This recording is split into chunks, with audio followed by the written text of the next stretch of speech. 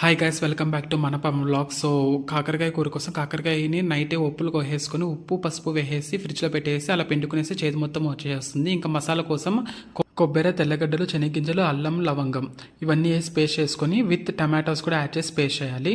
తర్వాత ప్యాన్ పెట్టుకొని ఆవాలు, కరివేపాకు అండ్ మన కాకరకాయ ముక్కలు వేసుకొని బాగా వేయించుకోవాలి. వేయించుకున్న తర్వాత ఈ మసాలాలోకి కారం పొడి, ధనియాల పొడి, పసుపు వేసేసుకొని అండ్ చింతపండు గొజ్జు వేసేసుకొని బాగా రుబ్బుకున్న తర్వాత మనకి ఆ లోపల కాకరకాయ ఉప్పులు బ్రౌనిష్ కలర్ వచ్చేసింటాయి. తర్వాత మసాలా పేస్ట్ వేసేసుకొని బాగా కలుపుకోవాలి. తర్వాత నేను ఇక్కడ తాలింపుకి చిన్న ఆనియన్స్ వాడతాను. చిన్న ఆనియన్స్ చాలా టేస్ట్గా ఉంటాయి. ఇవి కొద్దిగా ఆయిల్ వేసుకొని వేయించుకొని కర్రీలోకి మిక్స్ చేసుకోవాలి.